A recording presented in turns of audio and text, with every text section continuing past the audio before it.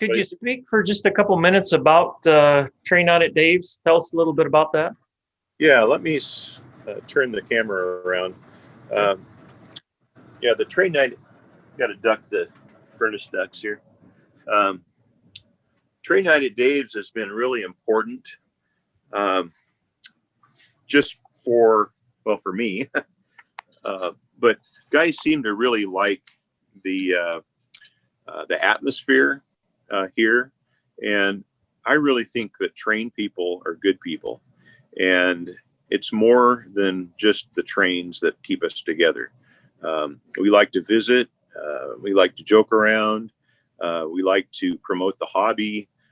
We have kids that visit, and our group is just really kid friendly. Mm-hmm. They're just friendly in general. Mm-hmm. And the plan is, I get home from work, I make a batch of cookies, I get the coffee going by 6 o'clock, and then it's ready at 7. Okay.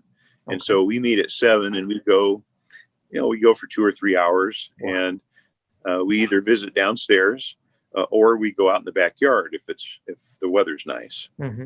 And like I said, it's more about relationships than it is about the trains. Mm-hmm. We have the trains in common, but it's the draw is seeing everybody.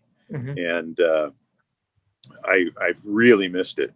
And I look forward to a time when we can get back together again. I still have friends over, 1 or 2 at a time, mm-hmm. And we try to distance and all that, but I really miss the weekly get-togethers. And the get-togethers are thematic. We'll have a night that's devoted to a particular railroad, like a Southern Pacific night, or a seaboard night, or we'll pick a color. Sometimes it's red night, and we bring trains that are red. Sometimes we bring stations or bridges or semaphores. Sometimes we'll have a Berkshire night or an Atlantic night or a Pacific night. And we've even had a tunnel night. Huh. And we've had train races out in the backyard. And there's a big variety of things that you can do. Wow. And it's really a lot of fun. Wow. You just do what you can do. Mm-hmm. And so Train Night at Dave's is kind of my club. It's a club with no rules, and not that we're out of control, but we don't need a lot of bureaucracy to keep it going. Mm-hmm. It's just a polite bunch of guys and gals, and we run trains, and we share parts, we share knowledge, we share labor, and we all have different skills, and we share stories and different finds. It's a lot of fun. Wow, that sounds like a wonderful group of people. It really is. It really is. You'd fit right in. I wish I could. You're just too far away. I was going to say the commute might be a bit of an issue, but I would enjoy something like that. I'm here. It's a batch of cookies and a pot of coffee, and it's the least I can do for this group, Yeah. They've been very kind to me. Uh-huh. In fact, one birthday I had, they surprised me, and I don't know what you know about Dorfan, but I'm going to flip this around and show you a birthday gift that my train group got for me, and really blew me away. You see the tallest thing on the layout back there? Oh yeah, the crane. That crane. Uh-huh. Yeah, that's a Dorfan crane. It's a reproduction. Uh-huh. But it's not an inexpensive item at all. Okay. And I was really blown away when I opened that box. I've enjoyed it for probably close to 20 years. Wow. And that was really fun. But that's the kind of group it is. They're very, very giving and very friendly. And, I think anything that we can do like that creatively will promote the hobby. It doesn't have to be exactly like Train Night at Dave's. It doesn't have to be on a Friday night. It could be, on a Saturday afternoon. It could be weekly, monthly, quarterly, anything like that you can do, I think is is fun. Mm-hmm. And why keep it all to yourself when you can share it? Yeah. Yeah. Even sharing it on YouTube, I think, is helpful. If you are able to do a how-to video or just share what you've done with your layout, I think it promotes the hobby. Well, how about we take a trip to your newest layout? Could we do that? Sure, I'd be happy to do that. This kind of I'll say it downstairs because I didn't have the proper permits when I started the layout. Let's just say that. Okay. All right. So this is just a temporary table with some extra pieces sitting, like some passenger sets and steam engines. Mm-hmm. All these boxes are, I think most of them are post-war American Flyer. Wow. So I've got lots of unboxing to do. Yeah. But for now, the layout is up. The bench work's done. I've got some accessories collected. There's a new log loader that I haven't set up yet. There's one of two water towers, Mm-hmm. one of two signal towers, okay, and one of two semaphore SAMs. Okay. And I've got, I think, 7 switches on the layout currently. There's a couple of waiting platforms. There's a couple of cardboard buildings, which I really like. I think they go well. Yeah. I'd love to have the mini craft barn, but that's been on my list for a long time. That'll do for now. There's a little stop station. The bridges are not American Flyer, they're Marks. Okay. And I used them because I had a pair of them downstairs, and they're really nice condition. And so far, they've been fine. Yeah, they look good. Go ahead. I just said they look really good. Yeah, they're really shiny. Yeah. There's another signal tower. There's the infamous coal loader. And there's a coal barrel water tower. The baggage loader. Oh, I have another light in here I could probably turn on. I don't know if that helps or not. Yeah, that certainly did. Another Mystic station. This one has the crane. Another water tower, rotating beacon. And that tunnel back there is a pre-war American Flyer tunnel. Okay. It's a paper mache. Okay.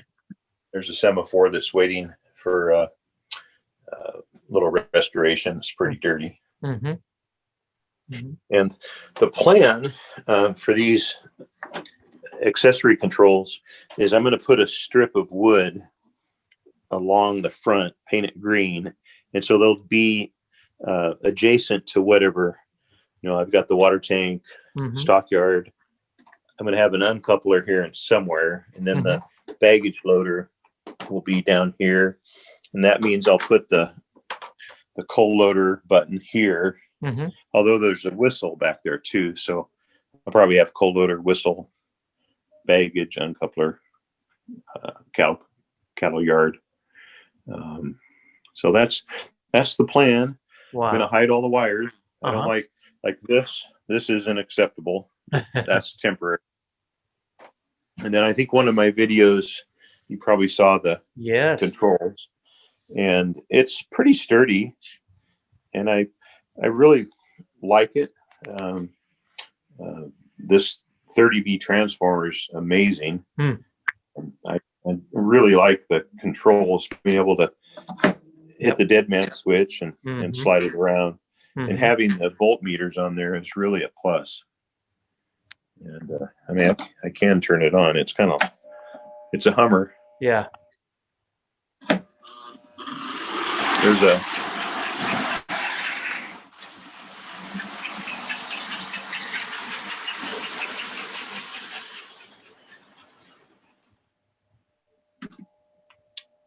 Wow. And I haven't hooked up the switches yet. Okay. But those will all be hooked up here soon. There's only 3 switches on the west side of the layout, so I've got a double and a single. And then just for variation, I've got 4 switches on the east side of the layout, I got one of these marbled red ones, which kind of cool looking. They are. Those are nice. Really like that. Yeah. But I'm still looking for more accessories. I don't want to, make it all crowded, but hopefully we'll find a few more pieces and just have a good time with it. Well, if the basement's any indication, I imagine you'll find some more. I will probably find some more. So one question that I know I would love to hear a response to, and probably folks watching this, is, do you have a favorite scale? We've seen starting smallest to largest, HOS, Lionel, standard. I might be missing something. But anyhow, what of those would you say are, rank them in order? Wow. That's a tough one. I would probably say 3/16 O is my favorite because that includes both American Flyer and Marks. Okay. And so it's kind of a fence straddling answer, I know, but I really like those. And then I think next would be standard gauge, and then regular 3-rail O, then S and HO after that. G scale, I do have some G scale. There's a loop in the backyard. Well, Dave, thank you so much again for your hospitality, taking us around and showing us just a little bit about some different scales. I know for me, it's been an education, and I'm astounded at how many numbers you can remember in your head as you're rattling off. This is the 200 series, and this is the 6-inch. That's impressive. That's impressive. Yeah. But it helps when you're talking to other people about what they have and what you have, and it's really important for the right parts too. So, yeah, I think the more time you spend with it, the more numbers you get down. And but I have books too, so it's not all in my head. Let me tell you. Well, Dave, I just kind of in closing here, is there anything that you'd like to share with folks watching this today? I would just encourage you to do something in your community to promote the hobby. Maybe just do something kind for somebody else. Again, trained people are a great group of people. They're friendly, they're knowledgeable, they share their toys, and it's really a fun hobby. Oh man,